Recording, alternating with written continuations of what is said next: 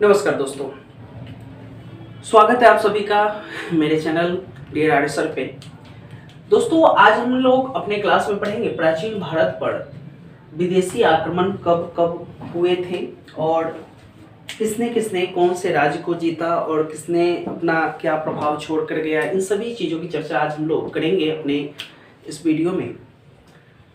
तो सबसे पहले क्या था कि दोस्तों जो हमारा भारत था ये क्या थे कि ये सोने की चिड़िया बोला जाता था और यहाँ पे बहुत सारे चीज़ उभर कर आ रहे थे और इसके कारण क्या है कि दुनिया इसके लिए पागल थी और कहीं ना कहीं विदेशी आक्रमण करना चाहते थे ताकि यहाँ से जो भी चीज़ें हैं उसको लूट कर ले जाए यहाँ पे अधिकार जमाने के दृष्टिकोण से।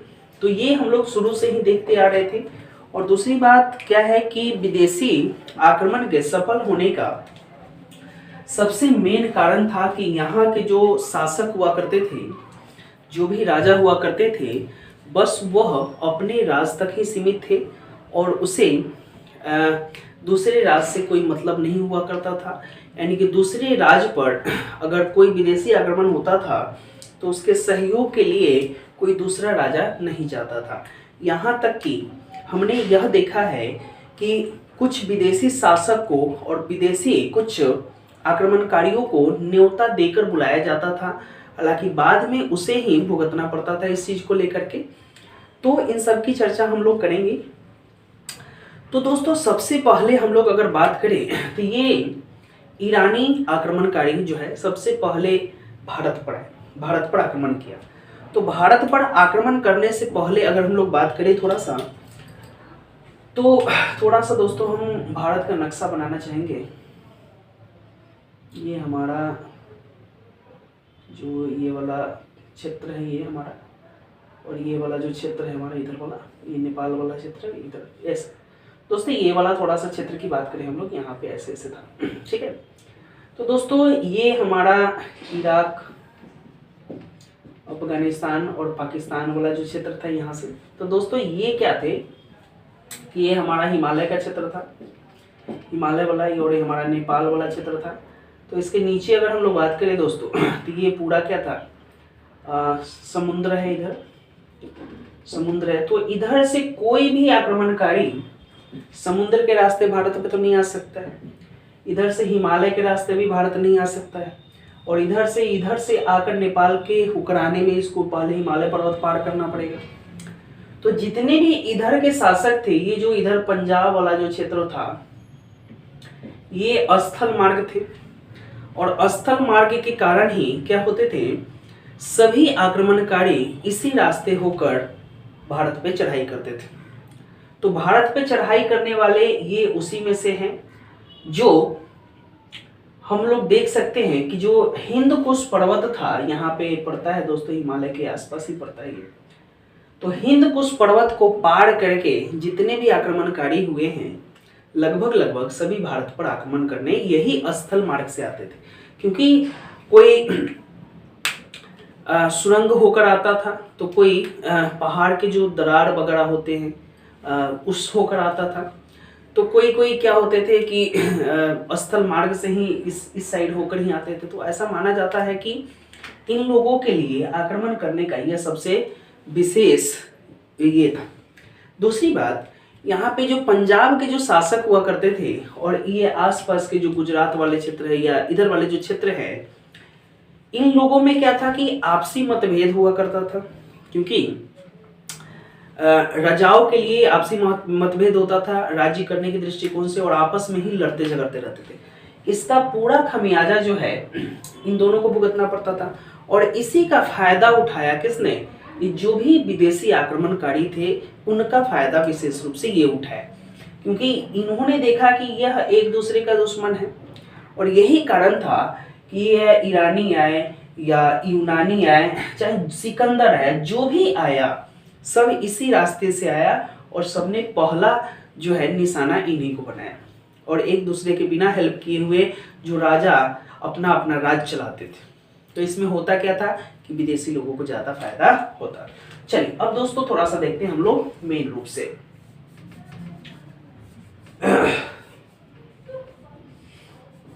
अब हम लोग देखते हैं यहाँ पे सबसे पहले ईरानी आक्रमणकारी आया। तो अभी हम लोग पढ़ेंगे ईरानी आक्रमण। तो सबसे पहले जो है प्रथम आक्रमण ईरान के हखामनी वंश था। ये ख है थोड़ा सा। हखामनी वंश के जो राजा थे वहां पे और जो शासक थे उन्होंने सबसे पहला आक्रमण किया, जिसमें नाम आता है दारवह, या जिसको दारा बोला जाता है, ने 522 ईस्वी में सफल आक्रमण किया था यहाँ पे। हालांकि आक्रमण तो बहुत सारे लोगों ने किया, लेकिन सबसे सफल जो है जिसका नाम पूछा जाता है दारा या दार्यवह, ऐसे हम लोग बोल सकते हैं। हालांकि बोला जाता है कि ईरान के संपर्क में ही जब भारत आया था तो खरोष्ठी लिपि, जो उस टाइम पे बहुत ही फेमस लिपि थी, खरोष्ठी लिपि, तो ये खरोष्ठी लिपि का आरंभ हुआ था। यानी कि खरोष्ठी लिपि भारत ने उन्हीं लोगों से लिखना सीखा था। ईरानी के बाद दोस्तों यहाँ पे यूनानी आए थे। तो यूनानी आक्रमण हुआ। तो यूनानी आक्रमण कुछ बहुत ही ज़्यादा फेमस हुआ, क्योंकि ईरानी वाले तो अपना रास्ता बना कर गए कि यहाँ पे कैसे हम लोग आक्रमण करके वहाँ पे क्या कर सकते हैं। उसी को देख करके यूनानी आक्रमण, जो कि सिकंदर जो था सबसे विश्व विजेता इसको बोला जाता है। हालांकि ये अलग बात है कि इसकी जो विजय रथ थी, विश्व विजय रथ है, भारत में आकर रुक गई थी। सिकंदर ने 326 ईस्वी पूर्व में बल्ख को जीतने के बाद, बल्ख एक जगह था जिसको जीतने के बाद काबुल होते हुए, क्योंकि हमने बताया कि स्थल मार्ग होते हुए ही, यानी कि काबुल होते हुए हिंदू कुश पर्वत को पार किया। हिंदू कुश पर्वत को पार करने के बाद, क्योंकि सभी उसी रास्ते से लगभग आते थे, हिंदू कुश पर्वत को पार करके आक्रमण किया था।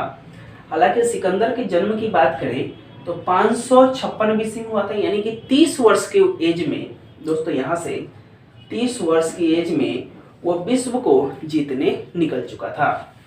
उनके पिता का नाम फिलिप था, गुरु का नाम अरस्तु था, सेनापति उनके सेल्यूकस निकेटर थे, जो बहुत ही फेमस है ये सेल्यूकस निकेटर। और उनके जल सेनापति कौन थे? जल सेनापति निर्याकस थे।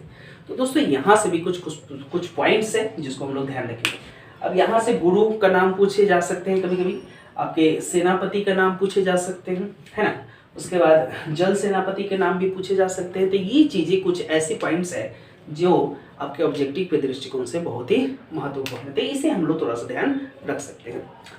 आगे हम लोग देखें सिकंदर को क्या क्या कहा जाता था। तो सिकंदर को अलेक्जेंडर तृतीय के नाम से भी जाना जाता था, उसको मेसोडोनियस के नाम से भी जाना जाता था, और फारसी में इन्हें अस्कंदर ए मकदूनी के नाम से भी जाना जाता है। अस्कंदर ए मकदूनी। तो कभी कभी दोस्तों मकदूनी के नाम से भी कई बार क्वेश्चंस आए हैं आपके। हालांकि जब हम लोग ऑब्जेक्टिव पढ़ेंगे, हालांकि यहाँ पे पढ़ाने का कोई ऑप्शंस नहीं है मेरे पास। ऑब्जेक्टिव पढ़ाए तो कैसे, हर क्वेश्चन को लिख कर पढ़ाना उतना आसान तो है नहीं कि जितना, क्योंकि अगर लिखते भी हैं तो 10 क्वेश्चन ज़्यादा से ज़्यादा होगा जो हम पढ़ा नहीं सकते। हाँ, पीडीएफ के माध्यम से हम पढ़ा सकते हैं। तो पीडीएफ में क्या होगा कि वॉइस के माध्यम से हम पढ़ा सकते हैं। चलिए, तो वॉइस के माध्यम से जब भी पढ़ाएंगे हम ऑब्जेक्टिव, तो वहाँ पे ये सारे क्वेश्चन हम लोग देख सकते हैं।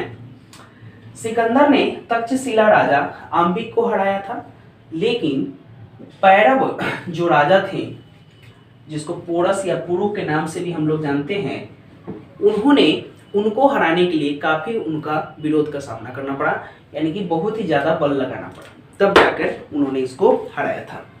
तो दोस्तों ये हम लोग देख सकते हैं, यानी कि प्रतिबल, यानी कि पुरु को हराने के लिए सिकंदर को बहुत ही प्रतिबल लगाना पड़ा था। और ये सारा युद्ध दोस्तों झेलम नदी के किनारे हुआ था। तो झेलम नदी आपको पता है कहाँ है।